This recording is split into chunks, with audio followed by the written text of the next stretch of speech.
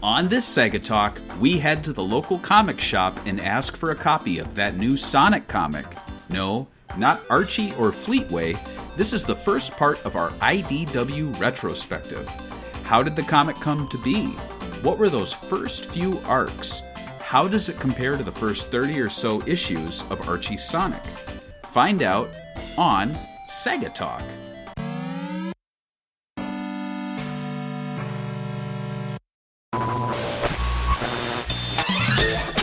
SegaBits presents Sega Talk, a podcast talking all things Sega! With your hosts, George and Barry. Look, it's a giant talking egg. I'm not talking to you. I'm talking to the master here. Say what?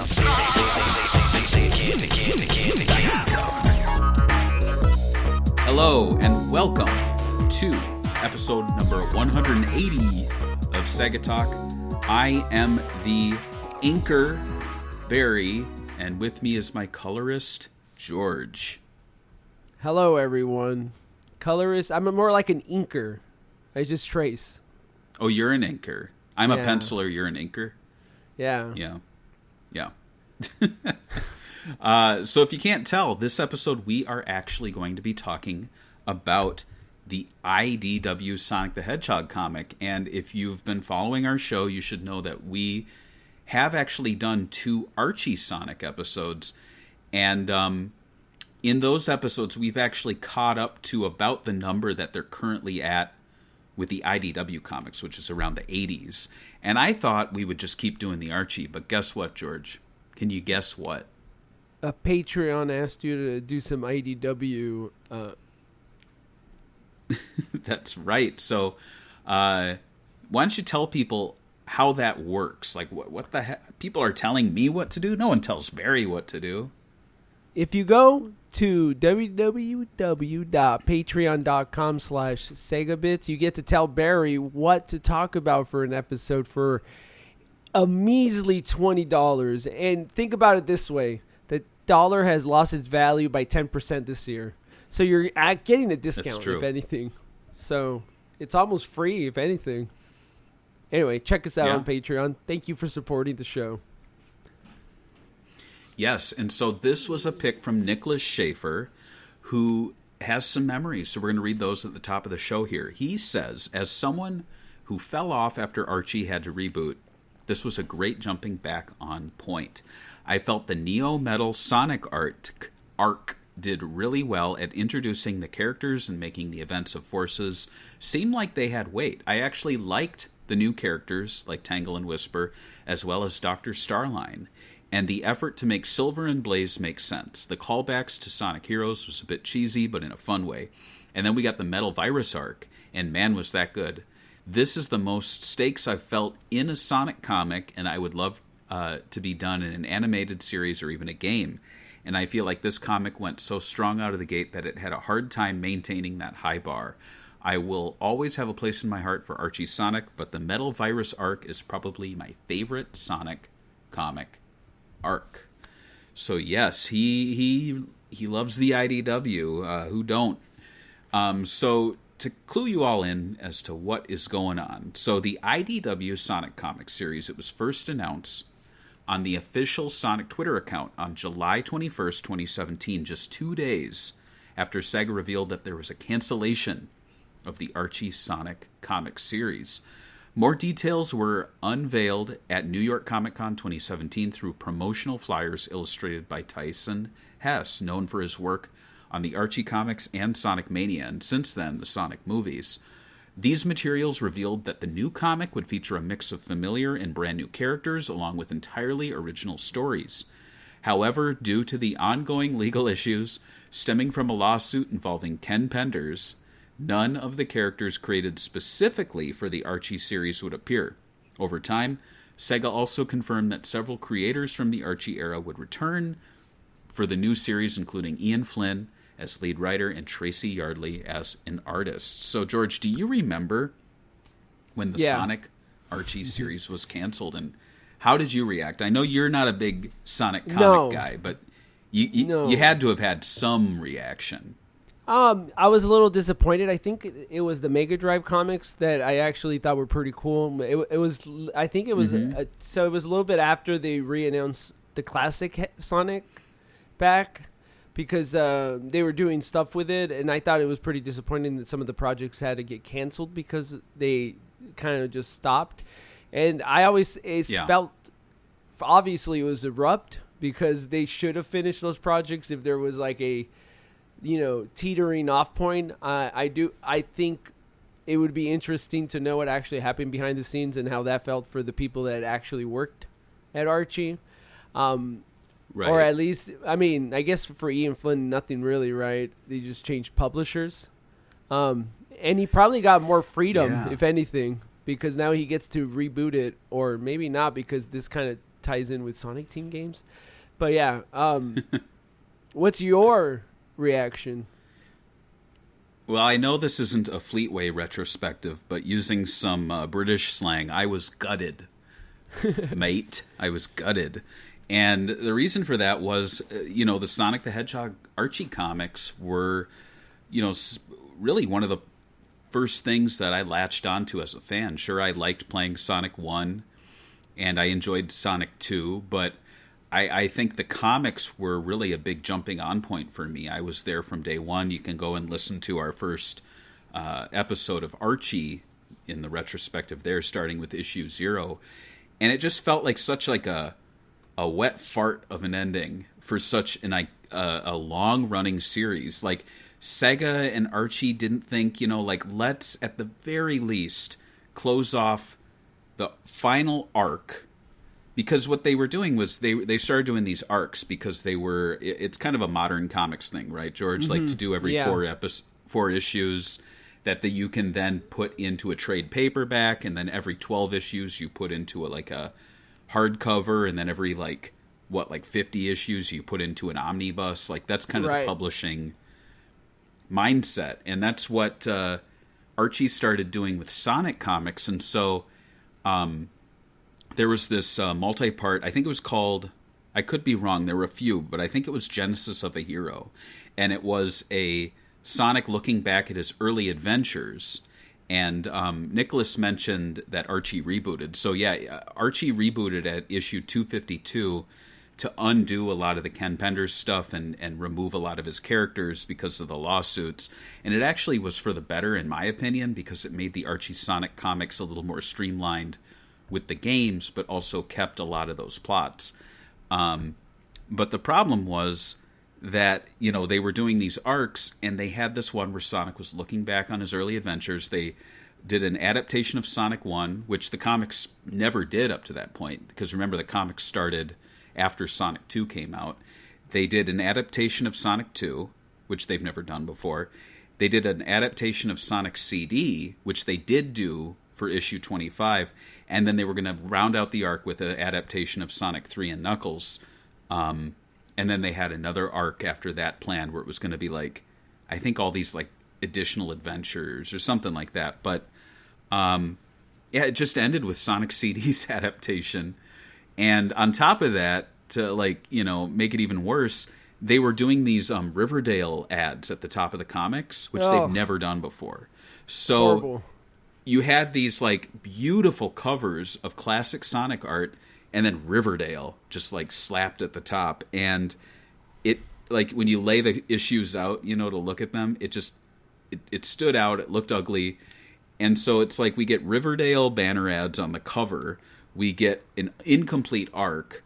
At the very least, Sonic Universe, which was another one ongoing, they did complete their arc. And you mentioned, what was it?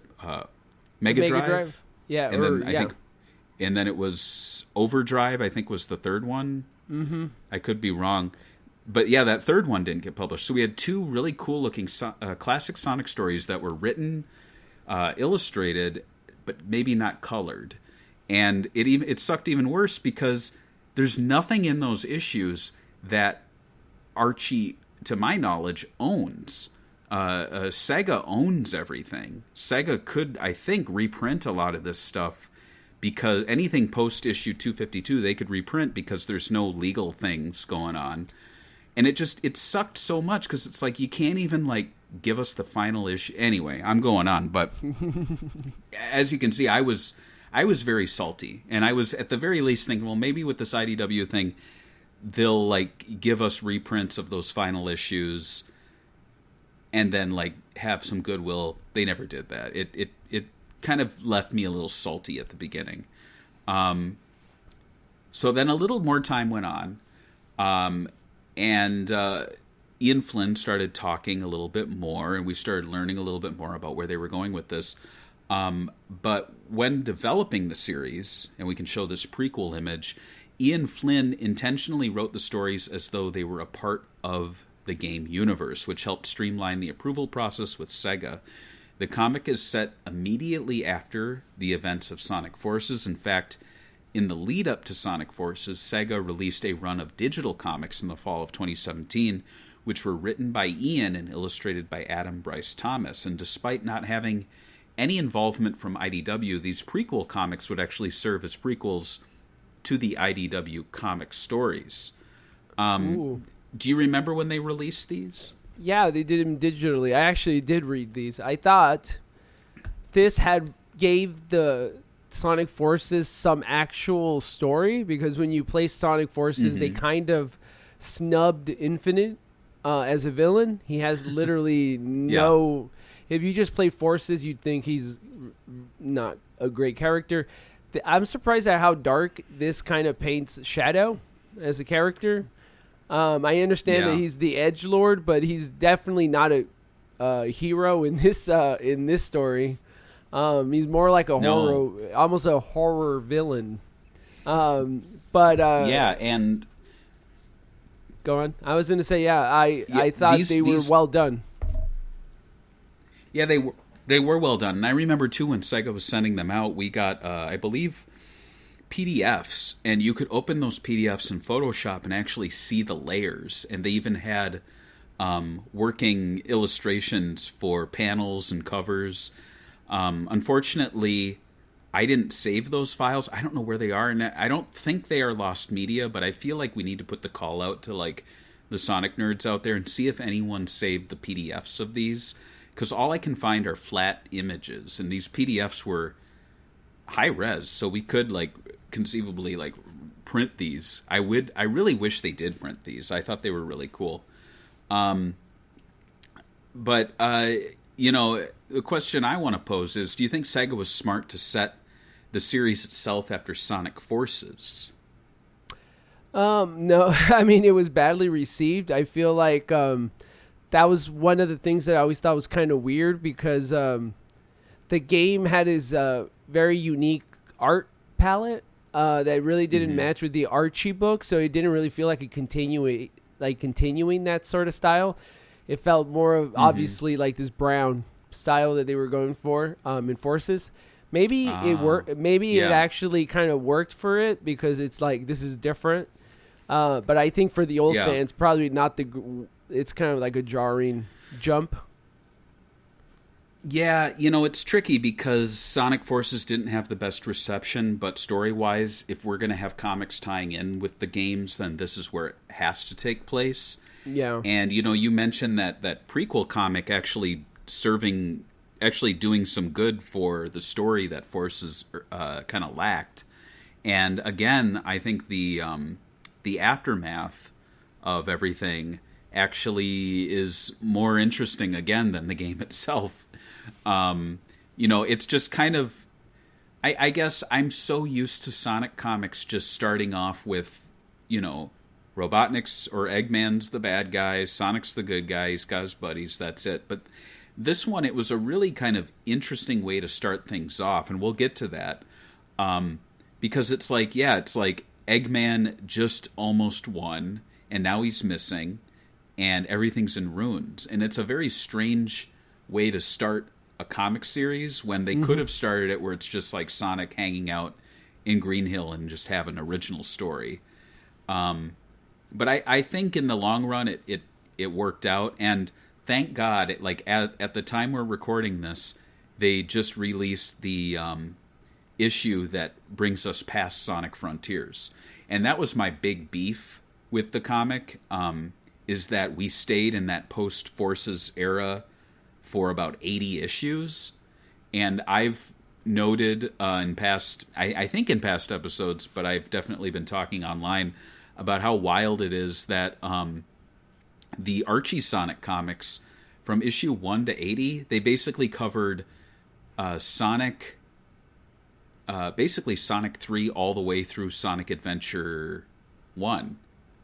Which is, wild. But when you think about it, 1994 to 1998, that's like 4 years. And here we are about, when did this start? 2018, 19, 20, 21, 22, 23. It's almost going to be, 8 years. Yeah. A decade almost. Yeah. Yeah. And so it's like, it's just wild that we're like, we've had a comic taking place after Sonic Forces, but before Sonic Frontiers, all the way until like January of 2026. I think that's just wild. It's weird. But I'm really hoping, fingers crossed, that they like the next game to come out, they do an adaptation, or they like jump past it sooner. Because I would hate for Sonic Frontiers to release, and then like 8 years later, we're finally like acknowledging that those events took place.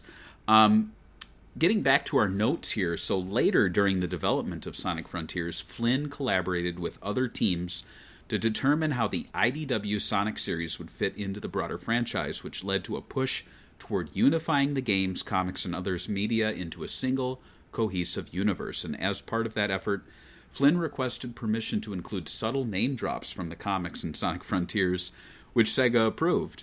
Sonic Team and Iizuka also stated that SEGA is working to align the games, the comics, the Netflix series Sonic Prime within the same shared universe moving forward. So now that we're going into our 8th year of IDW Sonic, how do you think that unified approach is going, and what are some high and low points in your opinion? I mean, I wouldn't say anything about the low points. I haven't read too much of the comics to have an opinion that strongly about it. I think that it hasn't been done as correct. I think they're getting slowly better, but I'm surprised at how slow they've been to adapt some of this stuff that would just make them money almost. Like I told you, there's very few female characters representation, and right now kids really like Sonic, and I think they're missing a lot of a fan base that they could get. They don't even really show Amy too much either. And they have a lot more female representation in the comics that I'm surprised they haven't. Oh, for sure. Have tried to take especially for the more multiplayer games.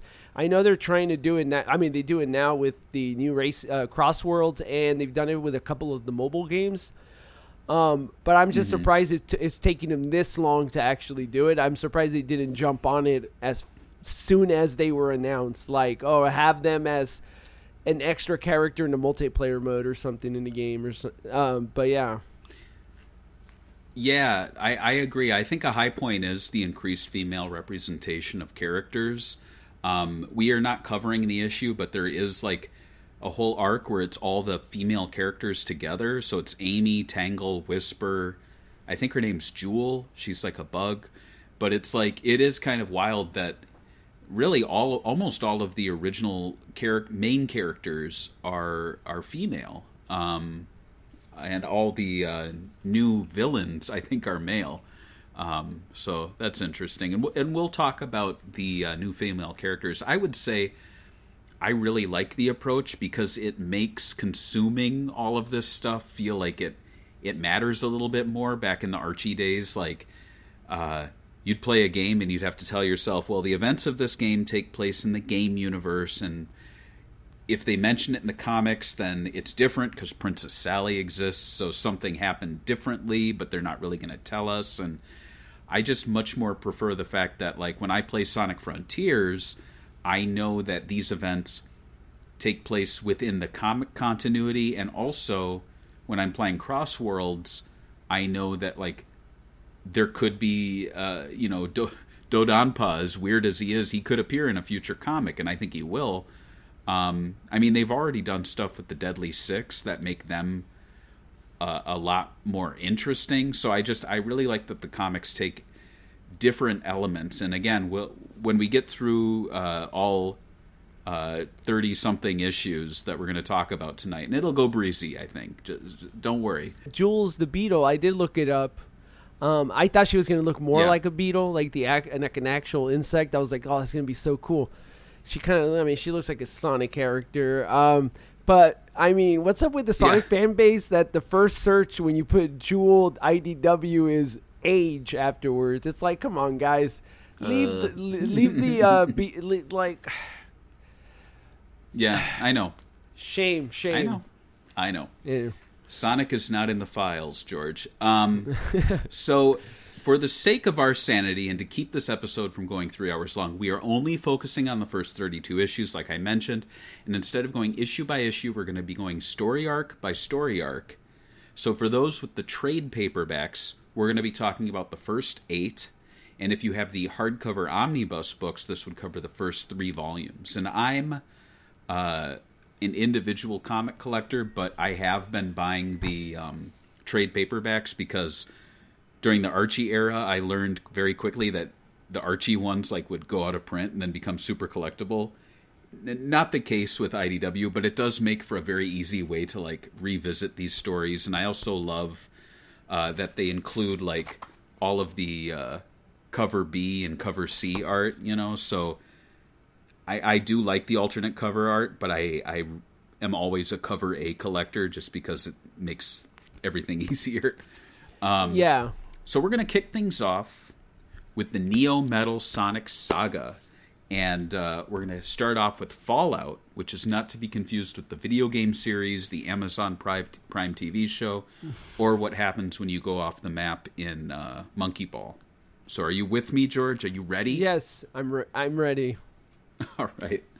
Let's do it. So Fallout follows Sonic the Hedgehog in the wake of the Eggman War as he grapples with the consequences of his recent adventures. So Eggman's gone missing, and Sonic discovers that the Badnik armies have become unusually organized, launching coordinated attacks on multiple towns.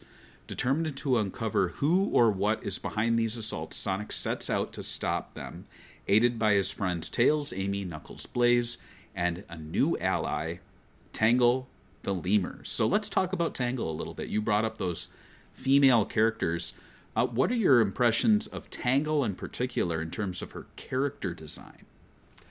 It kind of reminds me of, I think when I first saw it, I was like, oh, they must have been calling back to when, I guess, the rabbit, remember when he had the little ears or whatever and you could do something? I don't know why it reminded me her tail or something like that. I think it's a cool design. I don't think it's as cool as Amy's design. But I do like the color scheme. And the tail's fine. I don't know what her character is like. I haven't read enough of the issues, to be honest. So, but I do like the color scheme, and it just is a good, I would say a fine design for me. What about you? In terms of knowing all the classics and all the other ones. Yeah, I think what I really appreciate about Tangle and a lot of the other original characters from IDW is that they design them with gameplay in mind. So even though the characters aren't in a game, at least currently, even though I will say, looking at the wiki here, Tangle is in Sonic Dash, Sonic Forces Speed Battles, Sonic Dash Plus, Sonic Frontiers, where she's mentioned, Sonic Prime Dash, Sonic Speed Simulator, Sonic Rumble, Sonic Racing Crossworlds, and Sonic Blitz. So Tangle is definitely in all the mobile games, Yeah. But her personality, at least according to the wiki, is heroic, optimistic, and just as fearless as Sonic the Hedgehog. She, I would say she bites off more than she can chew. She'll run into a battle without thinking, which is probably her failing. But I don't want to be down on Princess Sally. But when I look at Princess Sally, I can't for the life of me think about how she would control in a game. When I look at her, I don't know what her powers are. It seems like she would just run around.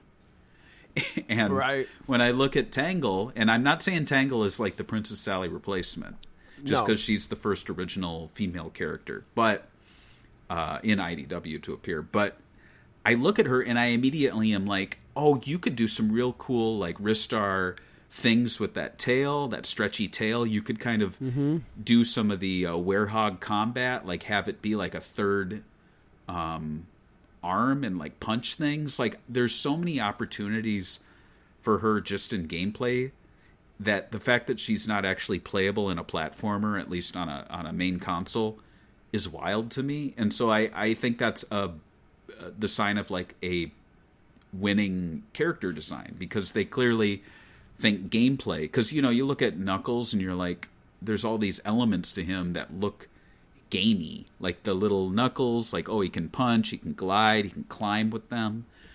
Tails, the two tails, he can fly with them. So I really like that approach to the character designs, because, yeah, in the end, Sonic the Hedgehog is a video game franchise. So why wouldn't you design these characters with like action and movement and attack in mind? Now we're going to jump over to the fate of Dr. Eggman. The fate of Dr. Eggman, which I have here in my hands. This is when things started to get good for me. I mean, I liked the first 4 issues, but this is when things started to go in some territory that I've not really seen before in modern Sonic comics. So the Chaotix Detective Agency, they received an anonymous tip that leads them to a remote mountain village where they locate Dr. Eggman, only to find that he lost his memory and he's now living as a kind, upstanding citizen known as Mr. Tinker. The tip was provided by Rouge the Bat, who had been tracking Shadow during his investigation into Eggman's whereabouts. Sonic ultimately persuades Shadow to leave Mr. Tinker alone to a peaceful life. Soon after, Sonic uncovers the true mastermind behind the Badnik attacks, Neo Metal Sonic, who has assumed control of the Eggman Empire in Eggman's absence. However, rather than pursuing his own ambitions, Neo Metal Sonic seeks to conquer the world in Eggman's name, and upon learning of Neo Metal Sonic's plan, Sonic and Silver quickly move to warn Knuckles and Amy, urging them to gather their allies for the looming conflict. So, the reveal of a reformed, friendly Eggman was a surprise, but oddly it's in line with old canon. I don't know if, George, you've ever looked at the old Fleetway stuff, but Robotnik was Dr. Kintober. Oh, I didn't. Oh, is that the old guy without the skinny old guy with the little lab coat? Yeah, Okay. and Sonic was brown, and he had a treadmill, and then it blew up and like turned him into Robotnik and turned Sonic. And that's the comic that was first in like Disney Adventures and stuff over here in America. But it was kind of the genesis, which is, you know, funny because it was Fleetway where it was Mega Drive, but it was the genesis of Sonic was that. So I always liked this idea of like not like Eggman like helping begrudgingly, but like an actual good Eggman or Robotnik. Do you think Sega could do more with this kind of concept? Maybe even in the Sonic 4 movie with Jim Carrey potentially coming back as like maybe an alternate universe, like friendly Robotnik or something. What are your thoughts? I think it would work amazing with Jim Carrey, especially because in the third movie he was really a highlight when he did his dual, you know, Ivo Robotnik and Dr. Eggman stuff. I thought he kind of knocked it out of the park. So having him now have another personality change or have, you know, Jim Carrey act completely different would be actually kind of amazing, to be honest with you. I think it would be good because I think they should kind of keep that energy up or expectation that anything could change in these movies. I would really dig that too. Yeah. I will say too that the Neo Metal Sonic reveal is I know I'm a little grainy, but it's super cool. Like he is Eggman, and then he like melts and becomes Neo Metal Sonic, and then he like builds a throne on top of the Master Emerald. It's just it is really cool. So yeah, this is when things start getting good, in my opinion. Battle for Angel Island is the next arc, and in this one we actually get the Extreme Gear, which is interesting because those made a return with Sonic Racing Cross Worlds. So it's almost like, they weren't gone for that long because we were at least reading about them in the comics. But after learning that Neo Metal Sonic has seized control of Angel Island, Sonic, the Resistance, and their allies launch a full-scale assault to reclaim it, with Neo Metal Sonic wielding the power of the Master Emerald and the entire Egg Fleet defending the island. The battle proves far more difficult than anticipated, as Neo Metal reveals a host of unexpected strategies. Despite the overwhelming odds, Metal Sonic is ultimately defeated and Angel Island is liberated. In the aftermath, Knuckles chooses to disband the Resistance, believing its purpose has been fulfilled. Elsewhere, Eggman is abducted by Ruff the Skunk and Tumble. These are kind of like, I don't know, they're not like, I guess they're kind of like Scratch and Grounder in terms of like smarts, but they're more like gray area, like low level villains who are just like muscle for hire. They do a lot of rhyming, so they're like, like, watch your step or you might stumble right into the net of Rough and Tumble. Like they always have to do a rhyme, like Team Rocket, I guess. Nice. But Rough and Tumble take Eggman to Dr. Starline, who we will talk about soon. And let's see. Oh, yes. And Dr. Starline restores Eggman's lost memories.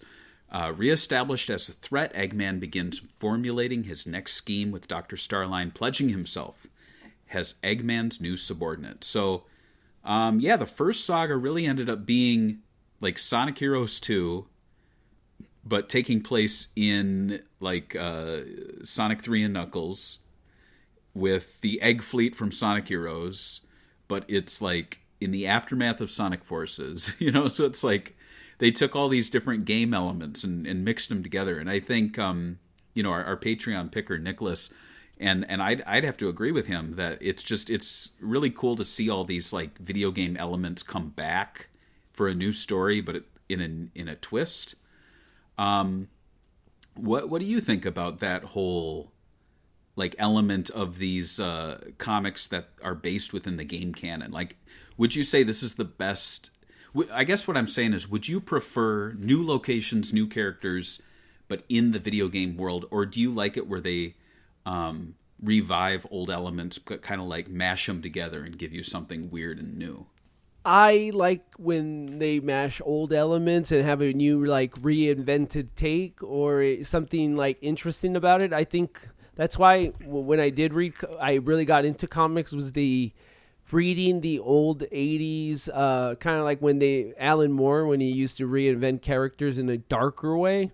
I always thought that was really interesting, that you would take something like Miracle Man and then make it something that has some depth to it, like, mental illness, eternal, obviously this is not what Sonic is doing. They shouldn't do it with Sonic for sure, but I like that they use old elements from video games and reappropriated in this new comic format to give it a more weight, and sometimes even give it more context that you didn't see, kind of like the forces that we talked about with Infinite. I'm a big fan.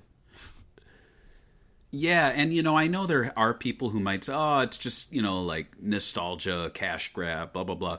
My take is in like Sonic and in stuff like Star Wars and things like that. Like all these things exist, like they're characters, locations, vehicles, robots. They're all these things that exist. So why can't they continue to exist and we get to see them in like different situations? Like, I don't want to go off on a Star Wars tangent like I always do, but like I find like the TV shows, for example, a lot more exciting when I'm like seeing like an established character visit an established location, but they've never been to that one before. So it's like, oh, cool. I get to see like, like, I don't know, like I get to see Boba Fett riding a Rancor in the streets from the city in Phantom Menace. Like, these are all things that exist, but I've never seen them in this setting with this character before.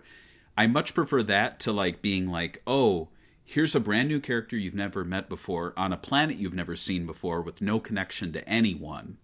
And I feel like sometimes the Sonic comics, especially in the Archie days, but sometimes with IDW, it'll do that where it's like I'm reading a whole issue and it's like characters not from the games who I've never seen before in a location that I've never seen before, and their connection to Sonic is like pretty loose. And I think that's when you start moving away from what the core is. Like I think my one complaint of IDW is sometimes they don't focus on Sonic enough, and his name's like on the comic title. Like he doesn't need to be on every page, but I don't want to go a whole arc and be like, oh, Sonic's not here. You know, like, where is he? I mean, does that happen much? Like, are there Spider-Man comics where Spider-Man's not in like 5 issues or something? Or it kind of feels like the Amazing Spider-Man games kind of do that. I get people complain about it. He is the main character though, but I don't know. I can't think of too many issues. I think there's been some issues. No, I can't. Like where the main character just randomly is like, outside of them dying and someone picking up the mantle or something like that, not really, to be honest. Right. Yeah. Let's take a look at Starline. So Starline is I think a platypus. Oh. And I'll admit, I thought Starline was a woman. Oh. For like almost the entire run. And wow. then I read the word he. Like someone was saying like, oh, he's blah, blah, blah. And I'm like, wait a minute. What? Can you see where I was coming from? 100%. It reminds me of like, there's this SNK character that kind of has this look with the whole like wearing kind of like a vest and everything. Almost the same color scheme. I thought reminded me of her. So I'm like, when I'm seeing this, I'm like, oh, it's a guy. Okay. I think it's the way they drew the eyes with the top eyebrows. And maybe the choice in clothing too. It has like puffy sleeves, you know? Yeah. It is really weird. And what I appreciate, and I don't know if I can, let me see if I can. I'm kind of throwing this at you without it being in the notes, but I'll send you a link. Dr. Starline is actually based on a glitch or I don't think it's a hack. I think it's a glitch. So in Knuckles Chaotix, there is some sort of code or something where you can screw with Knuckles' color palette, and his name appears as a bunch of asterisks. And what is a bunch of asterisks in a row? It's a line of stars, Starline. And so Dr. Starline is actually based on a Knuckles Chaotix like glitch, which is really interesting to me. Like I like when they do these insane deep cuts that move outside of the lore and more into like the hacking community.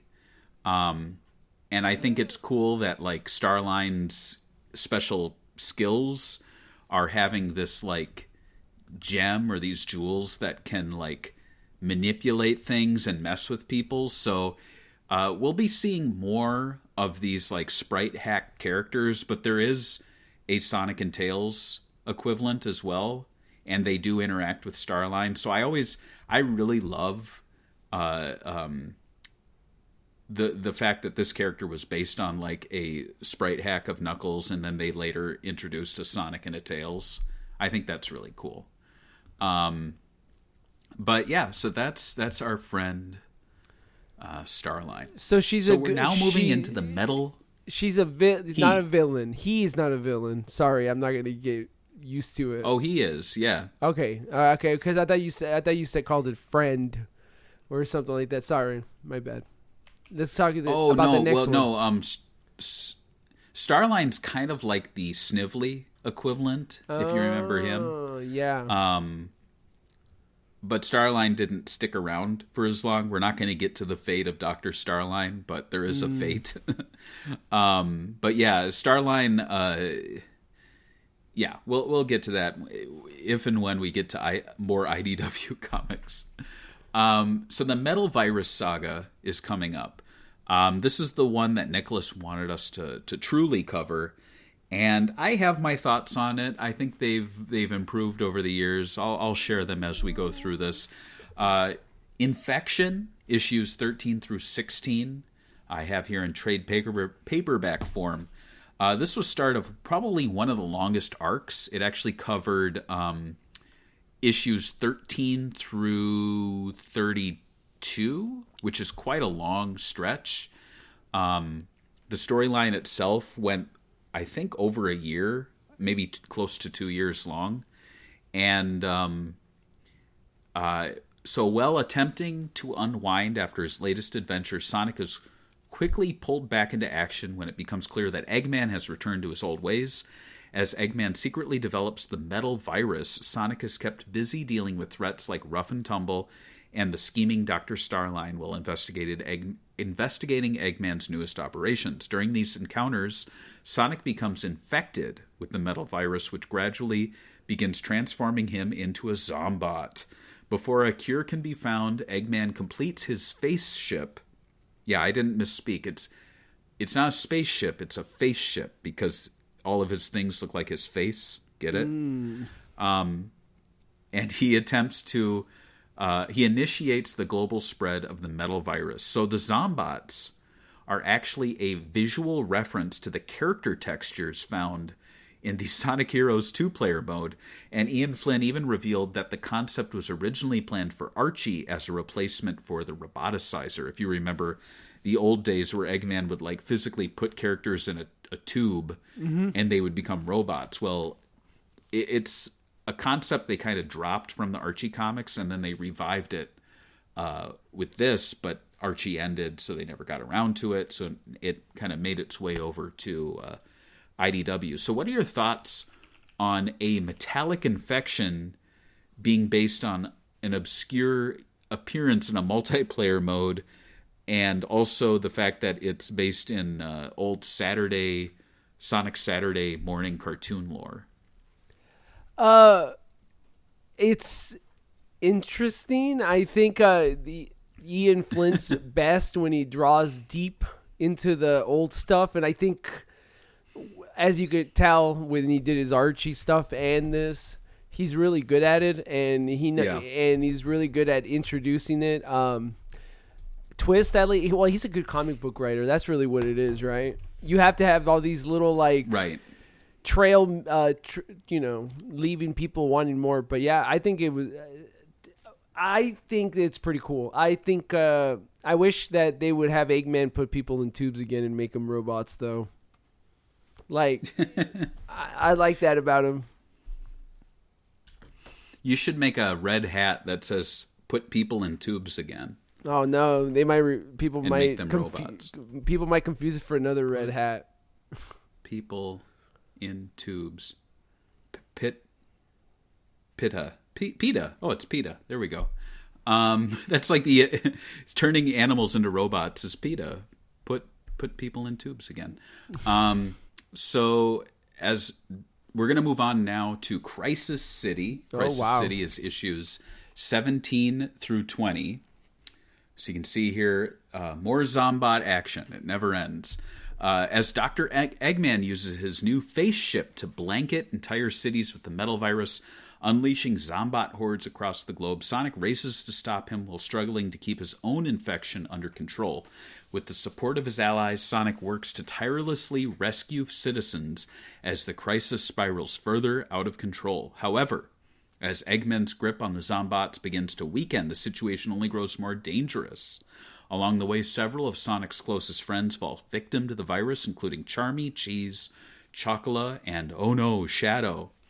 Oh no. At the same time, Dr. Starline comes to the grim realization that Eggman has no real plan to contain the outbreak and secretly schemes to deploy the Deadly Six as a countermeasure.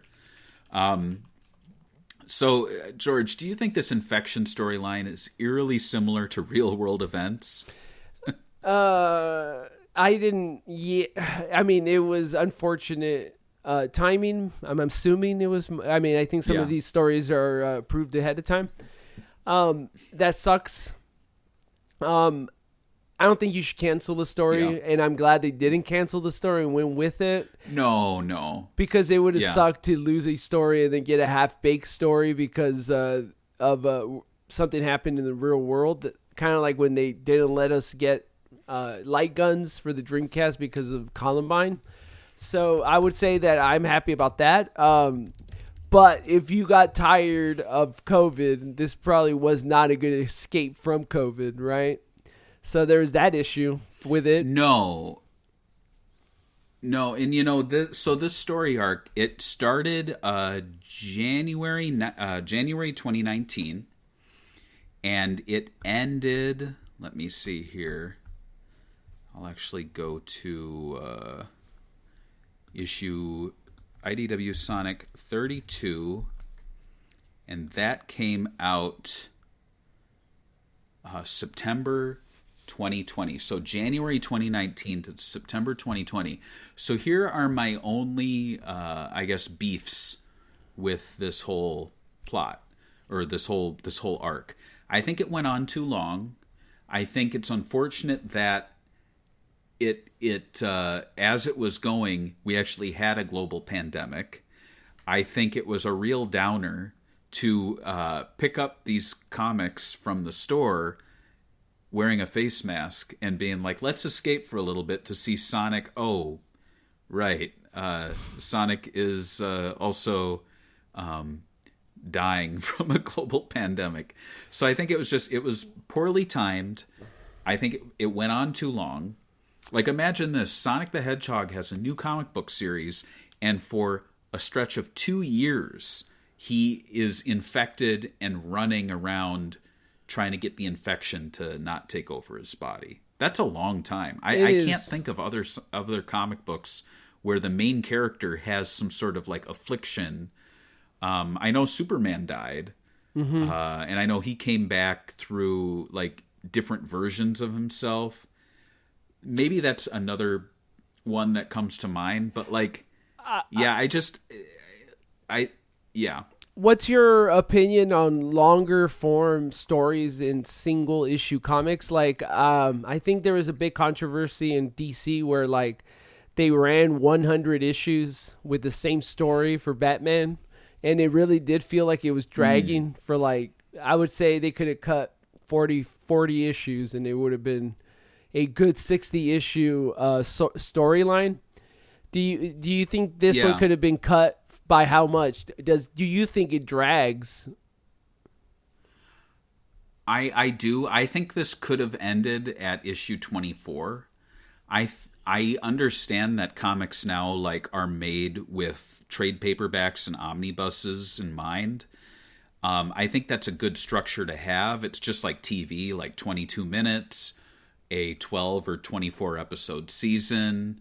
Like I like that there's a numbering in place so that like we've done our Archie Sonic shows, and as evidence, like it's like, oh, this is a one-off, this is a one-off, this is a 2-parter, this is a 3-parter, this is a 12-parter, this is a 1-parter. Like it just it jumps all over the place, and sometimes it's left up to fans to like group the comics and like define what's going on in the Archie era. But here I really do appreciate that like it's 4-issue story arcs within a larger saga. I just think this saga went on too long, and I think they learned from this, and sagas started to become shorter.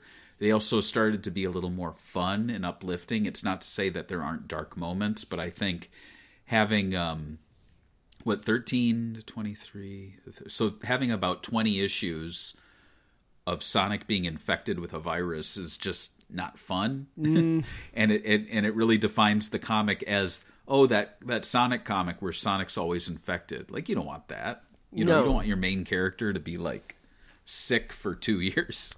I mean, I think I will say the biggest I was going to say the biggest sin in this is that they got an 80-year-old sick with the virus. I mean, Cheese does not deserve to have this nonsense.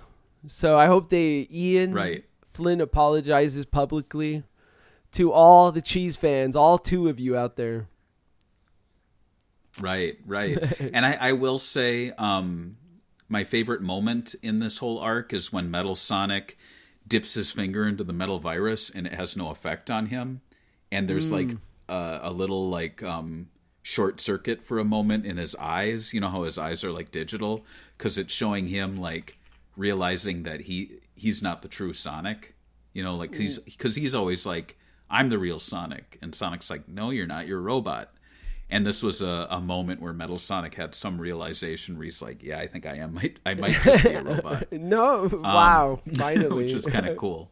Yeah. Yeah. So, yeah, but I will say going back and rereading these and knowing that it's now in the past, my opinions have greatly improved, and I actually do enjoy this story arc now, especially since learning that it's a Sonic Heroes 2-player skin. Like, I think that's just really funny. Now we're going to be moving into the last minute. So that's issues 21 to 24, which is where, like I said, I wish the arc had ended. But looking here, yeah, it definitely did not end. So the metal virus continues to spread. Tails works tirelessly to develop a cure while Tangle and Whisper assist with evacuations in Central City after yet another Zombot outbreak. Tails' efforts are ultimately thwarted when the infected Cheese and Chocola intervene, forcing him to abandon the mission. Back at Restoration HQ, tensions rise as Vector clashes with Gemerald over whether the imprisoned Zombot Charmy can safely be contained. The situation quickly escalates when one of the refugees reveals that they are infected, triggering a Zombot outbreak within the headquarters itself. Despite desperate attempts to contain it, many survivors are infected, including Vector and Vanilla. Oh no, the star-crossed lovers. Elsewhere, Sonic uses Tails' bioscanner to study how his super speed slows down the virus's progression. His investigation leads him to Barricade Town, where he encounters Eggman and Starline attempting to regain control. Although Sonic manages to foil their plans, the bioscanner is destroyed in the process, and soon after, Sonic aids the restoration in evacuating Spiral Hill Village following another outbreak, but the effort comes at a heavy cost when Tangle succumbs to the virus. Meanwhile, Starline approaches the Deadly Six and proposes an alliance, one they accept despite each side harboring its own dark ambitions. So, let's take a quick break, talk about Whisper the Wolf. Whisper the Wolf was another major new character for IDW, and we'll have more to say about her future on additional IDW retrospectives. They do go into her past. But at first glance, what are your thoughts on her design, again, and how it fits in with the Sonic canon? I think it's kind of, when I first saw it, it gave me kind of a vibe of like Fang female, basically, because they're the only ones with guns, only that she has some sort of rifle, or is it even a rifle? Is it like an energy weapon? So it's kind of cool. So it's a Wispin, if you remember those from Sonic Forces. Yeah. But she is actually kind of like as the name kind of implies, a wisp whisperer, where she can speak to the wisps. You know, I think anyone can speak to them, but she utilizes them in her weapon. So I thought, I mean, I'm not hijacking the question, but I really like the fact that they use Sonic Forces and Sonic colors, like gameplay elements to her character. Again, keeping gameplay in mind. What do you think about her squinty eyes? I like them. I think it makes her stand out. Kind of gives me a little bit of Princess Mononoke vibes. Didn't she like talk to the spirits? She did, and she also had that little thing, that little mask. Yeah. Right? Yeah. Is that like a Japanese way of like wearing a mask? Like here, we would put it on top of our head, right? But it seems like it's cooler to put it to the side. It looks cool in the drawings. And an interesting thing about Whisper, and I think a lot of the IDW characters, I don't know if it's a negative or a positive. I haven't really landed on anything yet, but a lot of them have like real world, how can I put this, like things they're dealing with. Like I'm not saying like they've overtly made like an autistic character, but I feel like they're doing a lot of that. Okay. Where they will have like, they'll have a character, but they'll be like, oh, they're dealing with, they have family issues, and so that's caused childhood trauma.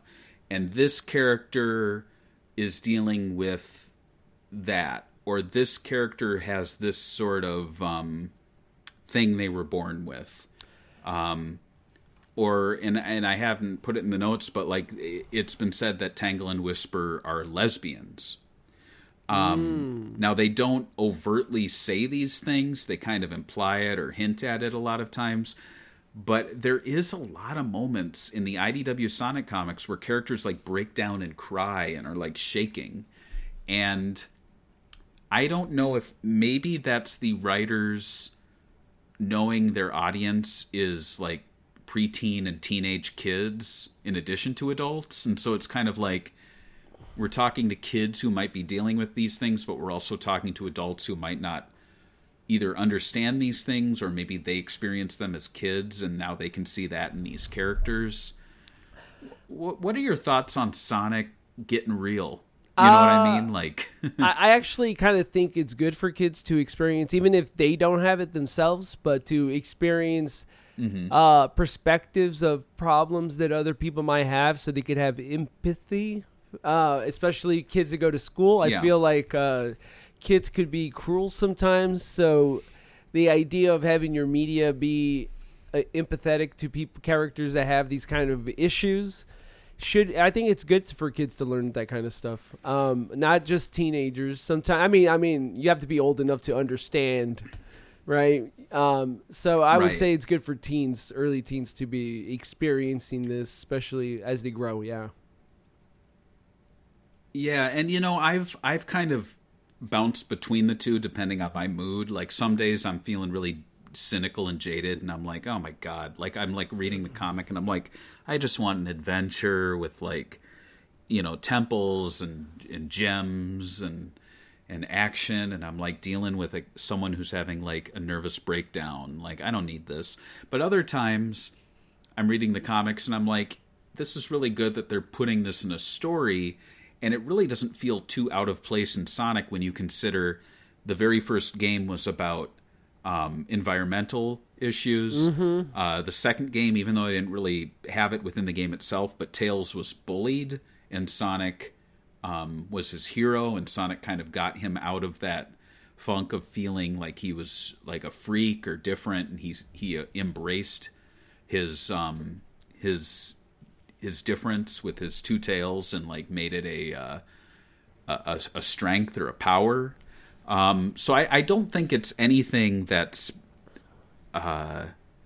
it's not something that it's not new to Sonic is what I'm saying. And I mean, we've even seen that with Knuckles dealing with being the last of his kind, which I guess, you know, like orphans or people who no longer have a family, like they can kind of relate to Knuckles. So it's not new to the series. I think sometimes the comics just have a way of amplifying that.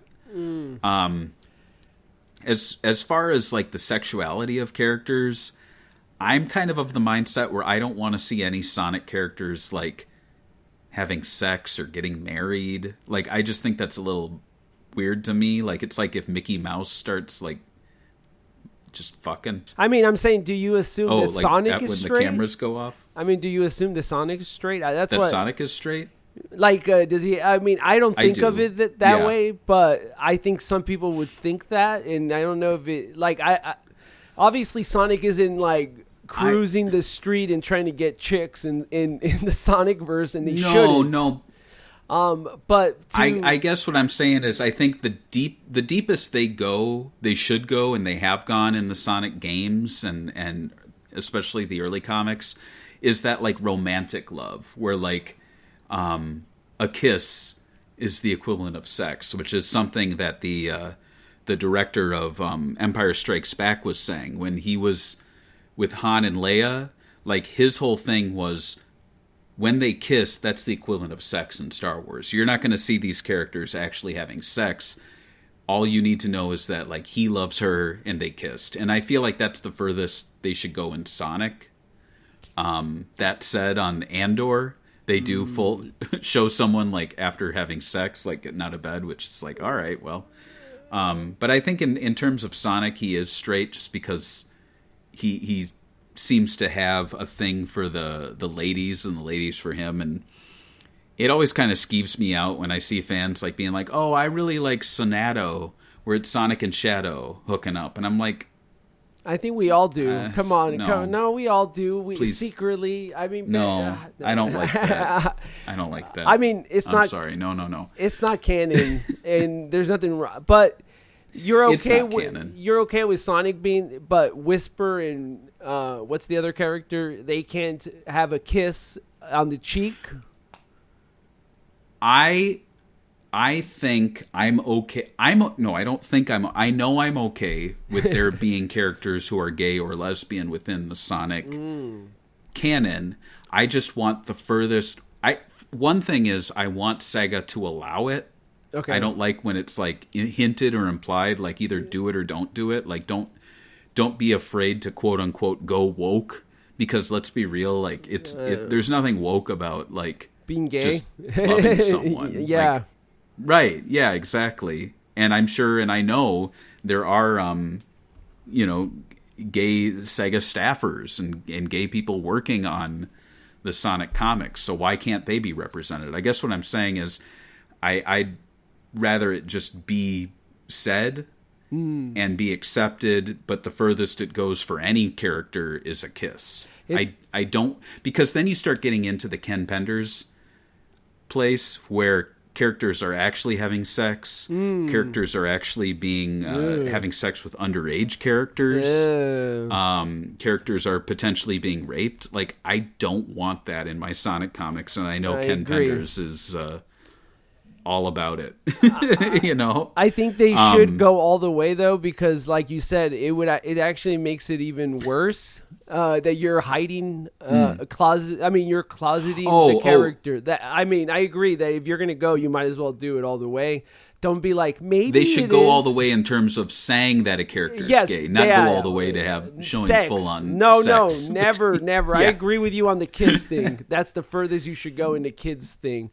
But if you're gonna say they're gay, just say they're gay, and don't be like, oh, they're basically you're making them in a writer's term, a closeted character, because you're just, maybe they are, maybe they're not. No. I think we will get that. I think we will get that kiss between Tangle and Whisper. I think it's going to happen. All right. Well, let's go back to the comics. So, All or Nothing is issues 25 through 29. Look at Sonic; he's still got that metal junk on him.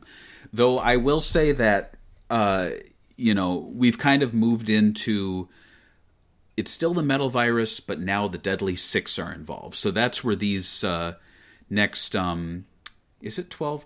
I don't think it's the next 12 issues, but it is almost a 12-issue arc with the Deadly Six kind of being around 4, 5, 6, 7. Yeah, I guess a 7-issue arc. So after Dr. Starline invites the Deadly Six aboard the Face Ship, his attempt to control them using the cacophonic conch, remember that shell that they blow into? Yeah. In Lost World, which is the weirdest plot point. I'd rather have Sonic characters having sex than have magical shells controlling dragons, but whatever. So it forces him, Eggman, and Metal Sonic to flee. Seizing the opportunity, the Zeddy acquire the Chaos Emeralds and use their power to enhance themselves and seize control of the countless Zombots across the globe.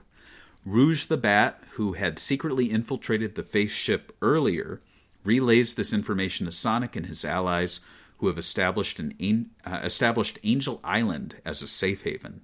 Eggman and Metal Sonic unexpectedly join the group, with Eggman promptly dismissing Dr. Starline from his service. Together they devise a counteroffensive against the Deadly Six centered on the Warp Topaz, A multi-portal generator is constructed, allowing resistance forces, including the Babylon rogues, to strike the Zeti across multiple locations to recover the Chaos Emeralds. Once all but Zavik's emeralds are secured, Sonic Silver and Metal Sonic confront him directly. The battle culminates in Sonic and Silver transforming into Super Sonic and Super Silver, enabling them to defeat Zavik and eradicate the metal virus. Curing all those infected. However, when Super Sonic attempts to dispose of the Warp Topaz, he suddenly vanishes. Ooh. Mystery. So that's pretty epic. What do you think about that? Like, instead of Sonic and Shadow, it's Sonic and Silver going super. Kind of cool. I mean, why not give it a little change? Sometimes being formulaic, yeah, could be boring. Yeah, going back to what we were saying earlier. So in this sense, like the arc's not quite over yet, but it's like you got the villains from Sonic Lost World battling the guy from Sonic 06, and the everyone's turned into the Sonic Heroes two-player mode characters, and they're on the island from Sonic 3 and Knuckles. So it's like it's kind of cool how they take all these elements again and put them together in a new way. This would mark Eggman's second time, in my memory, teaming with Sonic in game canon since Sonic Adventure 2, and this time Metal Sonic joins the good guy side. So do you enjoy these rare moments where Sonic and Eggman have to work together? Oh, yeah. And Easy. You like that, right? Yeah, Because you I like love it. Eggman when he's like a good guy. Yeah. Yeah. I think it's awesome when Yeah, you see these two characters that oppose each other so much, but then they give him like there's this one arc where Peter Parker has to team up with a villain. I think it was Doc Ock. Yeah. And they play up the whole them both being doctors or being scientists, and you're like, oh yeah, that's right. So I think it's cool to when they seeing these two opposing forces join and how they cooperate together to achieve a massive goal that seemed impossible. I think it's cool, and I think that they should do that more in the video games. Yeah, for sure. Yeah, I think Sonic, I mean, because we're talking timeline-wise, it was Sonic Adventure 2, it was this. I think it maybe happened again in the comics since then, I'm not sure, but then Sonic Frontiers was another big moment in the games where Sonic and Eggman had to work together. I really like that. Do you think the Deadly Six in a global pandemic was enough of a threat to get them to come together? The Deadly Six, I should say, powered by the Chaos Emeralds. I'm not a big fan of the Deadly Six. I think they could have used some different types of baddies that would be more interesting when I think of the Deadly Six. But maybe it's because they've been using a few of one character from these guys. I forgot his name now. Regardless, they seem kind of like, man, why are they always in everything? So I'm not that big of a fan. But what do you think about the fact that in this story, Sonic is going against two doctors during a global pandemic? What do you think about that? You think that's real world related, or? Oh man, yeah, that's interesting. Well, you know, you do remember who was at the Sega Genesis launch in New York City. Alex Jones. You don't have to say it, but people can look it up. Oh. Well, no. So yeah, I do think that's interesting. You have to wonder, what side is Sonic truly on? Lastly, we are going into Out of the Blue. Wow. with issues 30 through 32, and also this trade paperback does include Sonic the Hedgehog Annual 2020. Yes, they also do the annuals. There's also miniseries we didn't touch on. There's a Tangle and Whisper issue 0 and 1, 2, 3, and I think 4, and that's a trade paperback as well. So if you want to learn more about them, there's that, and then the annual as well. What do you think about Shadow? What do you think about Shadow in the cover? He looks like he's like he I don't know, it looks weird. His reaction is like you just told him he was cute and he just had a little like, oh, Like he has his hand in his head. This must be a reference to something. You think so? I think everyone looks so happy too, and oh my goodness, look at Rouge's chest. Yeah, I think didn't they? Oh my god, and they put vanilla. Look, they're clearly baiting us. Like, look at that. Yeah. Vanilla and Rouge, like the two hot mamas that like even furry lovers like us are like, yeah, I can see it. Oh man. So with the metal virus eliminated, the Deadly Six scatter and go into hiding, though Zavik is ultimately captured and imprisoned. As the world reels from Sonic's disappearance, Dr. Eggman scrambles once again, retreating with his remaining allies and Omega. In the days that follow, life slowly begins to normalize. Amy entrusts leadership of the restoration to Jewel. Rough and Tumble are freed from the Echo Mine by Tails and Tangle. Silver returns to a restored future. And Vanilla, Cream Cheese, Chocola, and Gemerald assist the Chaotix Detective Agency with missing persons cases, while Shadow reflects on Sonic's earlier warning, uncertain of what lies ahead. Peace is short-lived, however, when Eggman crashes a celebration in Spiral Hill Village, unveiling a heavily weaponized Omega. Meanwhile, Sonic reappears in Blaze's world, suffering from amnesia. Oh. And with Blaze's help, Sonic regains his memories and returns home, ready to rejoin his friends and confront Eggman once more. So, this epilogue, it serves as a reset from the events of Forces.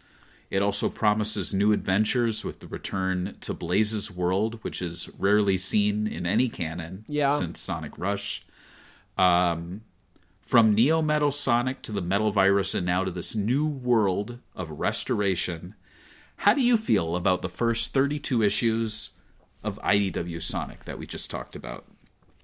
They introduced a lot of characters, especially characters like you've already said. Whisper has been in so many of the mobile games, at least, so the representation and crossover has been there. I think the biggest issue here is that Sonic doesn't have as many games as they used to have back in the past, where they used to release them yearly or bi-yearly, and now they have one Sonic Team game every 10 years, it feels like, and so it almost has to feel like the world is stalling until the next game comes out. And that could make it maybe feel stale after a while, but I'm hoping that they so far figured more things out. I did have one question about the Blaze epilogue. Did they actually do they actually explore Blaze's world, or is it just a quick little like, oh yeah, I was there, now I'm back to the real world. I mean, my world. So Sonic is there for, I think, about 2 issues. That's still better than nothing. Yeah, 2 or 3. And what's funny is that Sonic actually has amnesia, and he acts kind of like British or something. He sips tea. What? He's drinking tea with Blaze, and she says, "The Sonic the Hedgehog I know was a hero, a paragon. He was as swift and as free as the wind. He had no master, but fought for anyone and everyone. There was no challenge too great, no threat too dire, that he wouldn't face without a swagger and a smile." And Sonic says, "He sounds very impressive. I'd like to meet him one day." Here's Sonic drinking tea. So, yeah, it's funny. When Sonic loses his memory, he gets a little... British? I don't know. He gets a little dainty. Like, you can see him here. He's like touching his face, and it's like, "Oh, well, I do like this Sonic you're speaking of."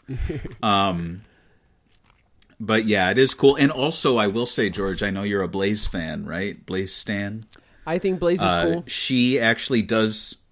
Yeah, she uses the whatever the gems are. What are they called? Oh, the Soul Emeralds.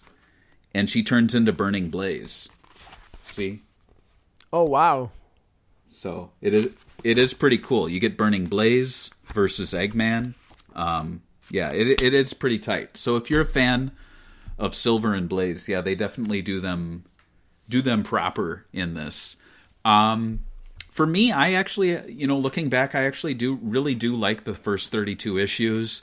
I'll admit that I was probably wrong on my original feelings towards the Metal Virus arc. I think it's a great way to bring all of these characters together and see them work together.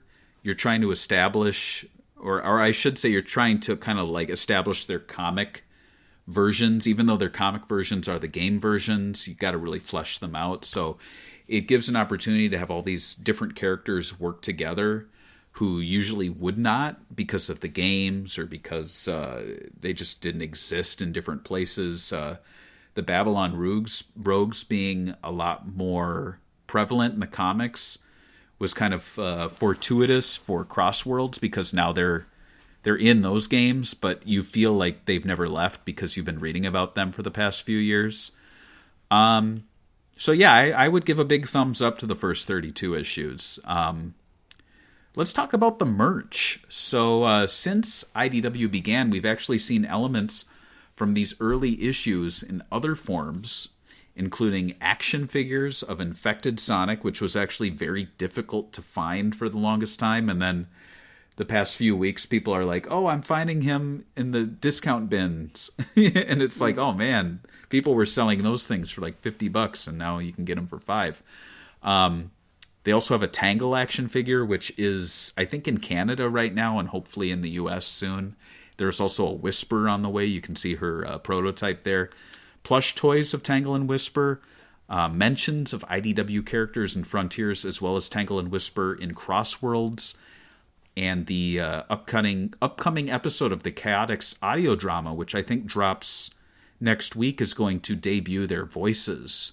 What? Which we won't hear in Crossworlds, but we will hear in the audio drama. And I've heard people say, oh, they're doing it in the audio drama, but not the game. But you got to remember, like, different teams, different contracts. Like, these voices will eventually appear in something besides this audio drama. And who knows, maybe they'll patch them in down the road. But what do you think? Just be happy that they're actually... Are they going to be the official character voices? So if they ever appear in a game, they would be the voices?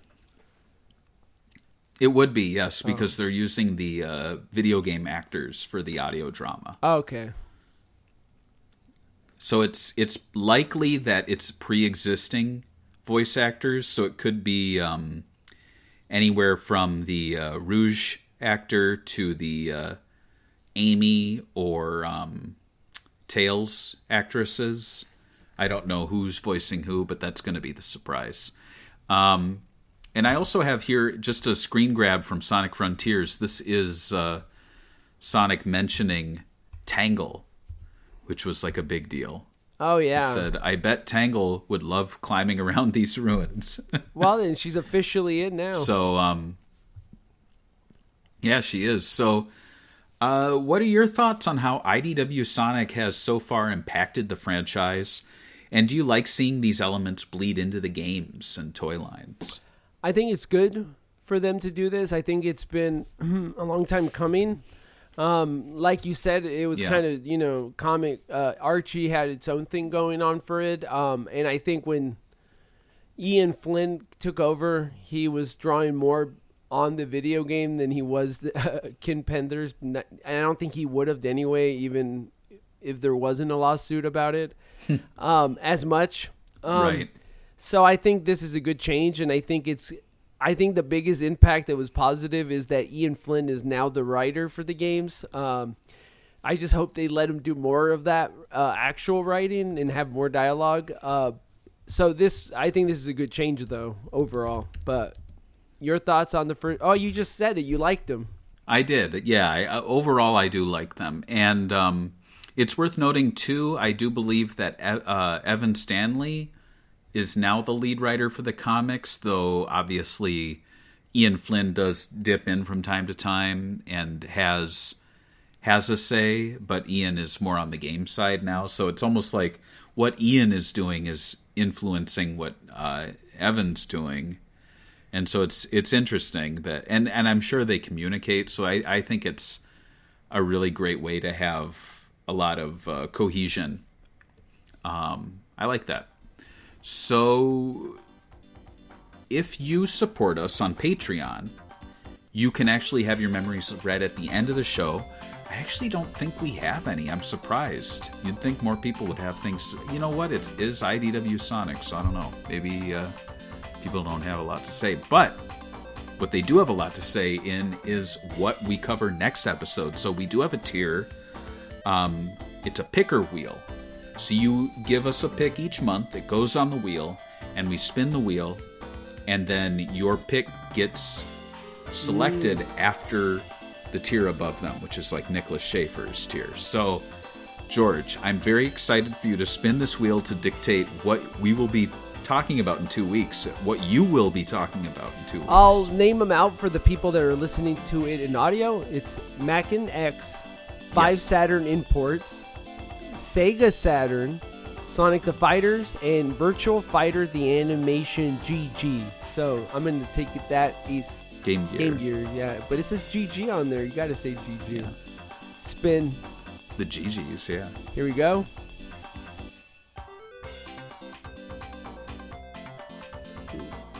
Oh, dang. Right up my alley. Easy. 5 Saturn imports. I could do that. That's easy. Nice. Yes. Nice. Next time on Sega Talk, we're going to be talking about 5 great Sega Saturn imports that I think you should be playing. So, we'll catch you guys next time on the next Sega Talk. Bye. Bye.